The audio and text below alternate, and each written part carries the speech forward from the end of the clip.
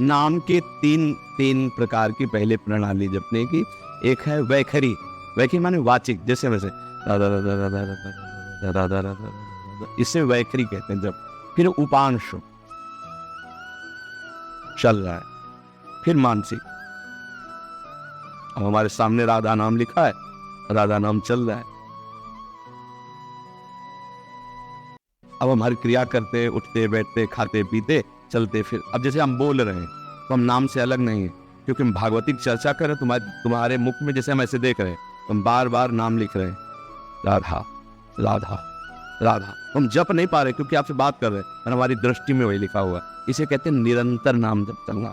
अब जैसे हम सोते समय नाम जप करके सो गए, तो जितने मिनट जितने घंटे मूर्छित रहे, इसके बाद जो हम जगे तो हमारे नाम वही चले, राधा राधा राधा। तो सोते भी हुए भी नाम माना जाएगा कि आप जप कर रहे हैं। जैसे मरते समय आप नाम उच्चारण करो तो आपकी सदगति हो गई, ऐसे सोते समय नाम जप करे तो हमारे पता नहीं प्राण रहे कि ना रहे, जग पावे कि ना जग पावे। और जहां जगोगे तो आप देखोगे वही नाम चलता मिलेगा, आप अभ्यास करके देख लो। तो सोते हुए भी नाम की स्थिति में थे, इसलिए उसे निरंतर माना जाता है, समझ रहे।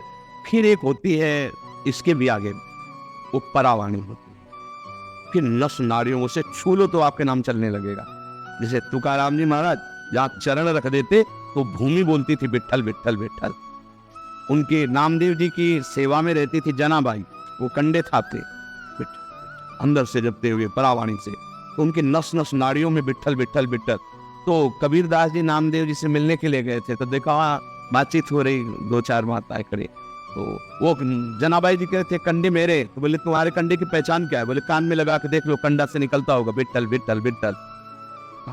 तो कबीरदास जी ने भी लगा के देखा तो निकल विट्ठल विट्ठल, मतलब जड़ वस्तु से नाम निकल रहा है। नाम का एक अद्भुत प्रभाव। जैसे ज्ञानदेव जी ने देखा चांगदेव नाम का एक बड़ा योगी शेर पर सवार होकर सांप की चाबुक लेके आ रहा है मिलने, तो चबूतरे में बैठे थे, मिट्टी को उसी से कहा चलो, वो चल दिया। जड़ चबूतरे में चैतन्य चलने की सामर्थ्य, नाम जापक में बहुत दिव्यता होती है। तो जो परावाणी से नाम, मानसिक नाम, उपांशु नाम, फिर ये वैखरी नाम जिसे आप सुन सकते हैं, ऐसे नाम का जप होता है। जो परावाणी में होता है वो सिद्ध पुरुष हो जाता है। पर इसमें एक खास बात होती है कि इन नाम की गतियों में वही बढ़ सकता है जो चमत्कार न दिखाए। अगर इनका प्रयोग कर लिया तो गति रुक जाएगी, आगे नहीं जाएगा। इसीलिए रिद्धि सिद्धि पेरे बहुआई, बुद्धि लोभ दिखावे भाई, होय बुद्धि जो परम सयानी, चिंतन चितई न अनहित जानी। इसलिए जो आप भजनानंदी संत होंगे, आप कोई चमत्कार नहीं देखोगे, छूछा नोटंकी नाटक कुछ नहीं, शांत। सामर्थ्य है और सामने वाले ने थप्पड़ मार दिया और चुपचाप चले गए, सामर्थ्य इतनी कि उसको उसी समय दंड दे सकते हैं, लेकिन नहीं, क्योंकि वो भगवान की प्राप्ति में बाधा पड़ जाएगी। इसलिए महान की प्राप्ति के लिए सब कुछ सह लेते हैं। जैसे आज चरित्र सुना गुरु तेग बहादुर सिंह जी का चरित्र, कि कितना कष्ट दिया औरंगजेब ने। उनके शिष्य ने कहा भी कि मैं अभी भस्म कर दूं इनको, तो स्पर्श करके शक्ति ले ली, और कहा नहीं, जब हमारे प्रभु का हुक्म है कि हम सहे तो फिर हम सहेंगे, हम अपनी शक्ति का प्रयोग नहीं करेंगे। ऐसे भजन की उन्नति होती। समझ पाए आप नाम जप का?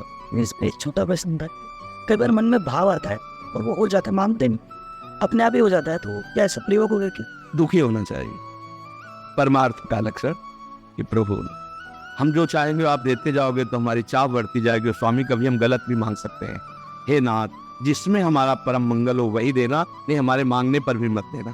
बस समझ रहे, हमारे मन की तो बहुत गंदी चाल है, आज कुछ अच्छा मांगेगा कल बुरा भी मांग लेगा, कल बुरा भी सोच लेगा। अगर हमारा ये बात होती रही तो हम भगवान को नहीं प्राप्त कर पाएंगे। इसलिए